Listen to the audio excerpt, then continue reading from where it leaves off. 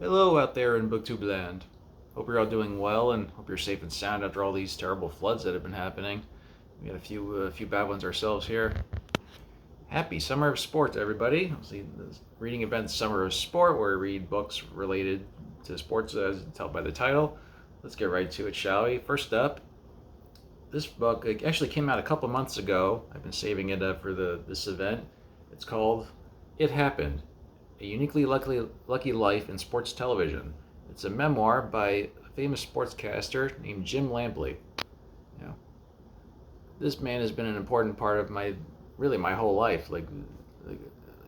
First and foremost, he's like a most famously known as a broadcaster for the now doesn't exist anymore, but HBO boxing. He started like the year I was born, actually, '88. So literally, I do not know life without the man.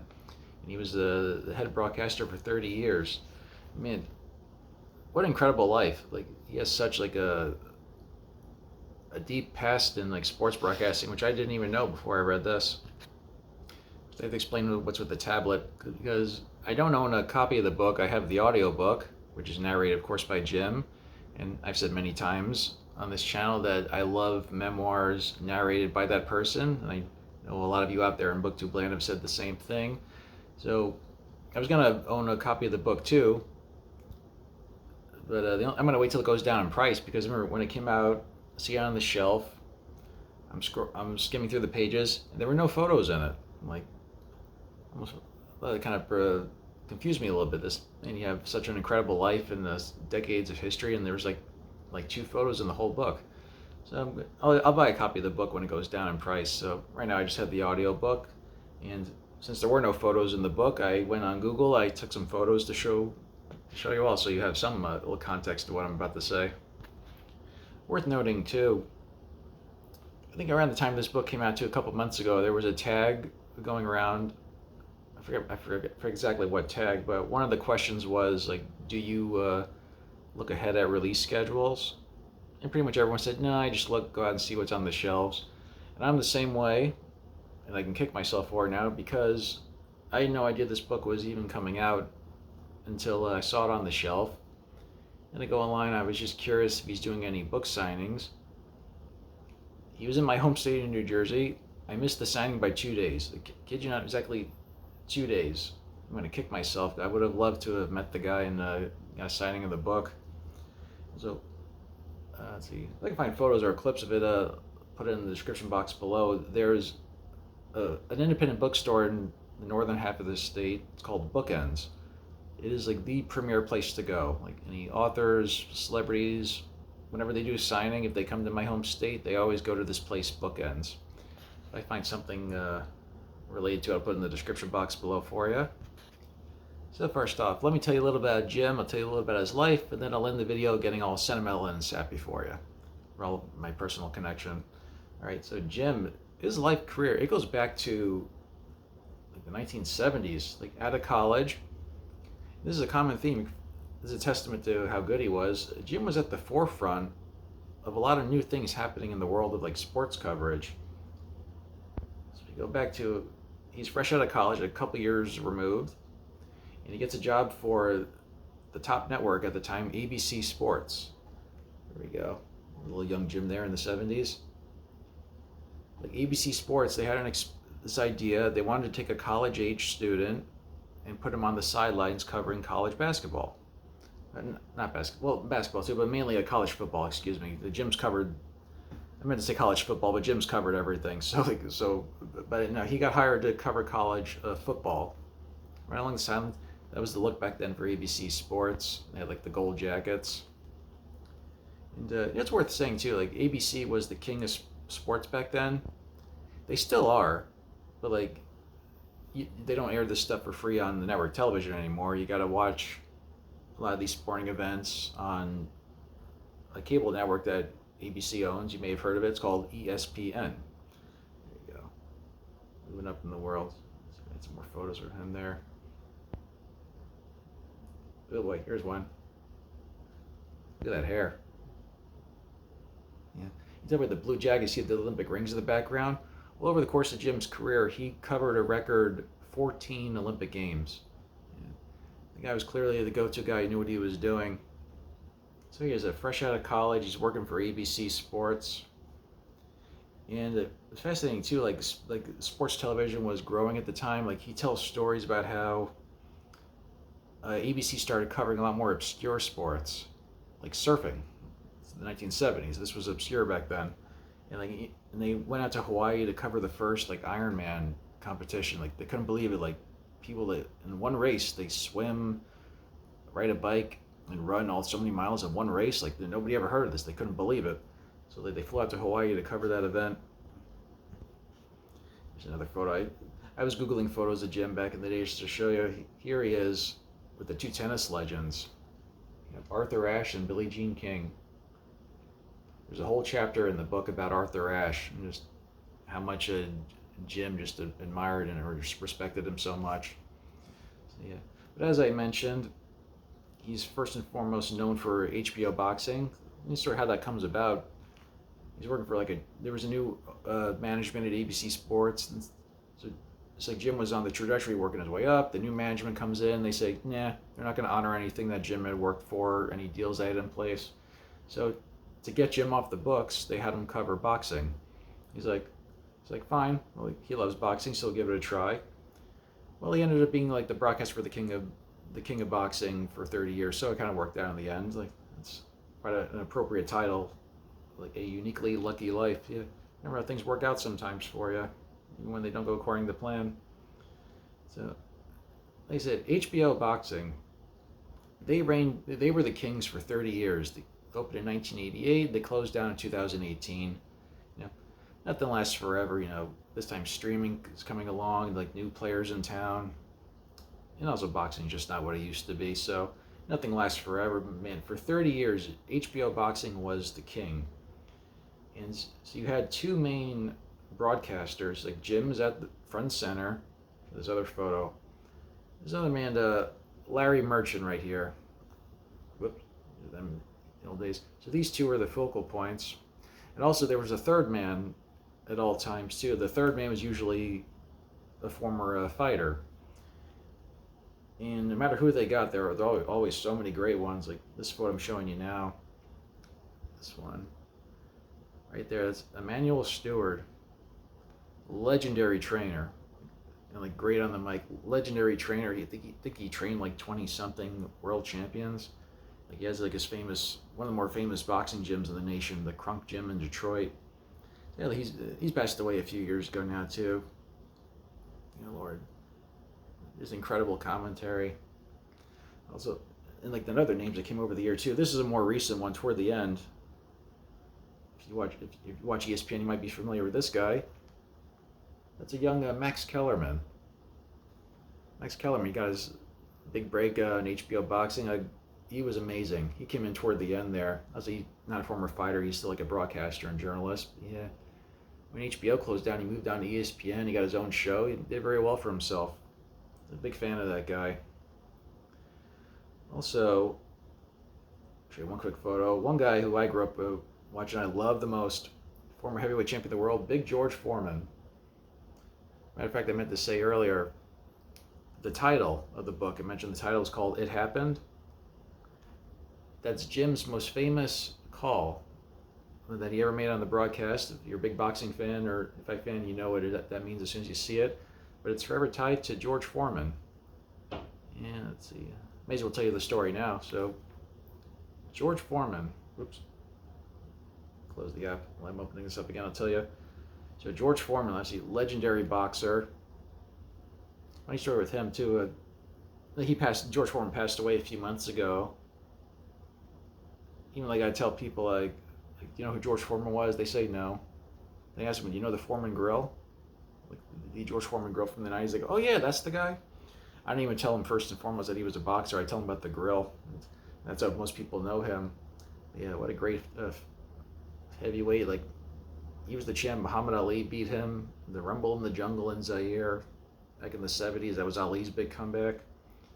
George had a crazy story. Like, he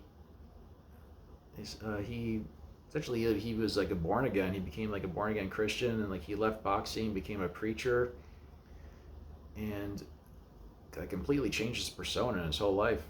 And then he got a job working on commentary for HBO. And the story goes like he opened up a youth center in his hometown, Houston, and they needed money, running out of money. So George went back to boxing. He even got in the ring. He was like in his 40s now, and next thing you know, he gets a title shot. Like George is 45. The title holder is like 26 years old, and people thought like George, like you have no chance. Even Jim goes up to his friend George. He says like, George, how are you gonna win this? And George always tells the story. He goes, George's exact words says, "It's later on in the fight." He said the champion, his name was Michael Moore. He says, later on in the fight, the guy, he's going to let me knock him out. And that's all George Foreman said. He's, I'll put clips below in the description box for you. He's, the fight was boring as hell. But toward the end of the fight, what appeared to happen, the champion, the young champ, such a boring fight. He had such a landslide victory. He took his foot off the gas a little bit, and the next thing you know, George Foreman knocked him out. It's the famous photo. George Foreman, at 45 years old, became the oldest heavyweight champion ever. And so Jim Lampley's on the call, and Jim just started screaming at the top of his lungs, like, it happened. And it's the title, and it's Jim Lampley's most famous call to this day. One other thing where I have to show some love to HBO too. Like I mentioned, Jim, like he was the go-to guy for a lot of new things. HBO, they were at the forefront as well of like sports broadcasting and television, because at the time, this is the early 2000s. The internet's there; it's part of our lives, but you didn't watch videos. Like you couldn't download a video. YouTube didn't even exist yet. And remember, it would take like 2 hours to download a 2-minute movie trailer. So HBO, they started a show called 24/7, where they had when they had a big fight coming up, they started this series where they would follow the fighters leading up to the fight. It was groundbreaking at the time. It was a little behind the scenes look, get to know the fighters, get more personal with them. And like HBO was at the forefront of that.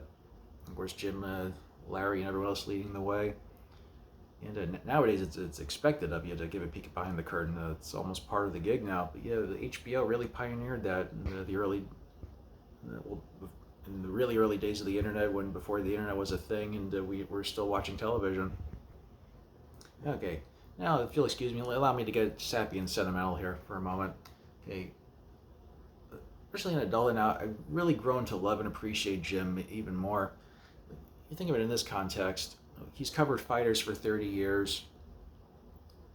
You think about it, in the world of sports, there are a lot of famous sportcasters who have covered their sport for 30 years. Some of them, they work for a team. Like my Yankees, they've had the same television broadcaster for, almost 40 years now. So you got these famous people, like they know the athletes, they form relationships with them, they tell you all sorts of great stories. You think about it, like it's one thing to cover ball players, basketball, football, hockey players. Like Jim's covering professional fighters. You listen to these great no disrespect all to the other sports, like baseball, basketball, football, whatever. Like little children play these games every day. And then you talk about a great athlete, maybe they're slumping, they're going through. Nobody cries when a ball player goes through a slump. But you relate that to Jim following professional fighters. And it's worth mentioning too. Jim, when they're on the broadcast booth, the broadcast table is literally right up against the ring, so they are on top of the action. So sometimes you see these fighters you have these great relationships with. It's like a ball player maybe going through a slump, but in this case with a fighter, he's right on top of you, he's maybe on the ropes, almost about to get knocked out. Or in a worst case scenario, maybe someone and have a relationship with, maybe they're knocked out cold on the canvas being checked out by the doctor. Or in some cases, maybe a guy it's going to be a graphic here, excuse me, but sometimes the guy's in the back, his hands are so swollen he can't move them. He's urinating blood in the back room, and that's the guy who won the fight. So I have to say that about Jim, because he has following this. I don't know how the guy who did it really following for so many years, being at ringside for all these fights, because some of these stories he tells about these fighters, these stories are now 20, 30, even 40 years old. And Jim, when he tells him, like, he gets just as choked up and as emotional now as he probably did the day it happened. I always respect that about him too, and you can completely understand why. Remember HBO? They covered that one fight. It was a. I remember years ago there was that movie, The Fighter, with Mark Wahlberg. He played the boxer Mickey Ward, and his brother in the movie was played by Christian Bale. That guy Mickey Ward and this other fighter Arturo Gatti, they had a trilogy. These two guys, not world class fighters, but like they were, as they always say, they put on a show and fans love to watch them. These two guys, Gotti and Ward, they put on, it was one of the craziest fights you'll ever see in your life, because there was no defense. These two guys just like slugged each other for the entire fight. And Jim tells the story in the book too. Like, so he's at ringside covering the fight. When the fight's over, he has to get in the ring to interview the fighters. His stomach wasn't Nazi. Like, he cramped up. He couldn't. He barely stand from watching these guys. Actually, thinking about that fight too. I don't even remember who won the fight. It's irrelevant too. Both of them were so incredible to watch. Yeah. Actually, look at a little photo I brought up here. As far as HBO boxing, in my life, I've only ever been to one HBO boxing event. It was at Madison Square Garden back in 2005. So I went to see my favorite fighter. Not just my favorite, but he was a big fan favorite as well. I found this was the old poster from back then. There's a guy, Miguel Cotto. Big fan favorite at the time. He always fought in HBO. They loved him. I remember even when Cotto himself retired from boxing in 2017, Jim Lampley gave him a very nice and emotional send-off, thanking him for all the fights over the years. Yeah, Cotto. I remember this. This would turn out to be a tradition.